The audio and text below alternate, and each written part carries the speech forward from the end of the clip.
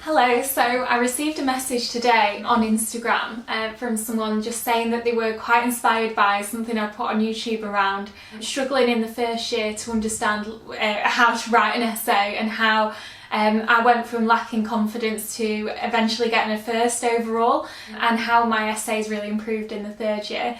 I'm just going to give you some quick tips today on how I did that. So thank you for that question. So I've got some points written down here. So the first one is to familiarise yourself with the topic. The reason I've written this is because in the first year I think I was trying to write like an academic, that sometimes some of the things you can read can be really hard to understand, and it makes you feel like you need to use loads of jargon or long words to make yourself sound intelligent and everything. But the best thing you can do is actually really understand things. And obviously you can use like a thesaurus on Word or whatever to change your words if you need to make them sound better or whatever, but actually sometimes you get marked down for using words that aren't accessible.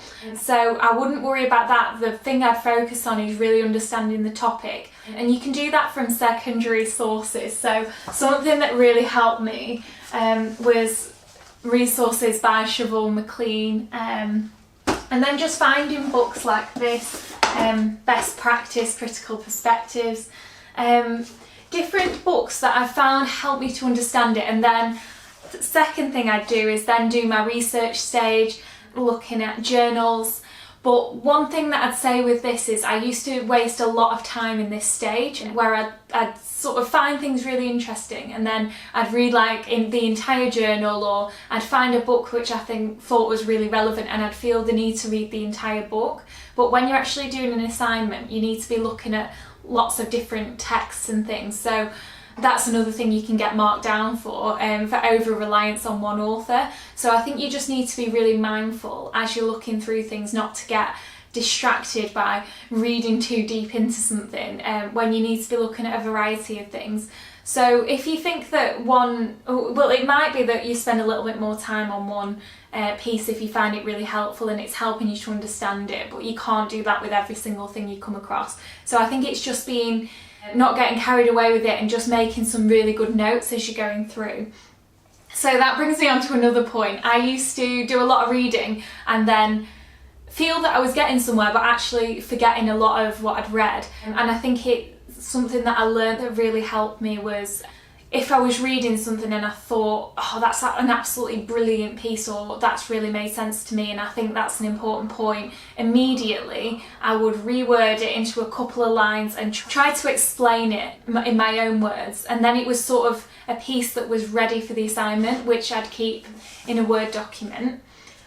Obviously having a plan does help, and Thompson has some resources around essay planning and how to write a good essay on his website, so I recommend that you have a look at that if you're trying to improve your assignments. Don't spend too long on introductions. So I used to, in the first year, spend a lot of time on my introduction and then setting out a lot of historical context and getting really into that for ages. And sometimes when you just put in a lot of what other people say and you're not necessarily like critiquing it or putting it against other works and things like that, that can take away your opportunity to really delve into things and get critical, which is the place where you get the most marks. A good place to get a lot of marks is in your conclusion. Sometimes if I'm struggling with the introduction, I don't start at that point, I just miss that out and I come back to writing that at the end. Some people find that writing the introduction really helps them to formulate the rest of the assignment, so it's just whatever works for you. But the conclusion is an important part, and that's where you get some quite good marks. And I think that sometimes I'll be writing an assignment and I'll think something's a really good point, but actually it doesn't sit within one area, and I end up keeping it on another Word document and then using it in the conclusion.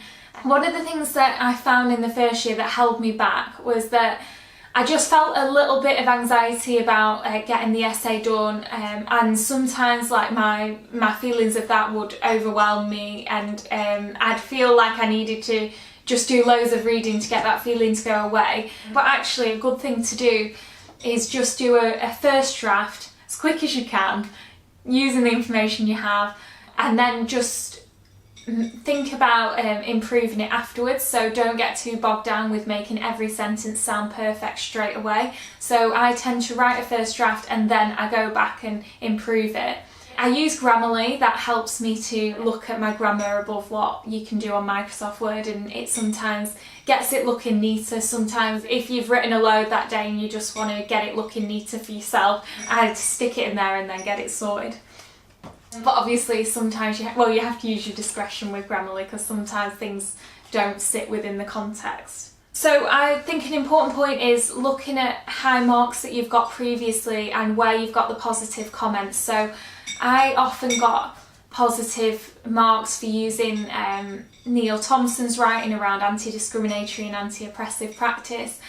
So I often look back at what I wrote and then ordered it or rewritten that sentence to add into my next one.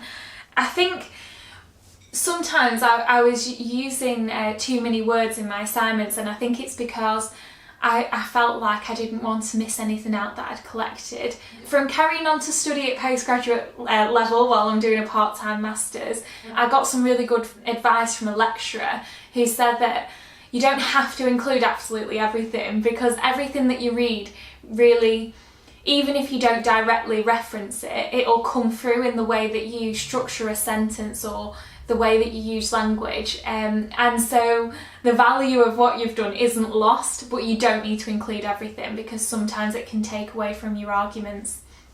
So I think that that's something that helped me, and using less sometimes leads you to go more in depth on one particular point. So that's just some tips for today, and more to come. Thank you.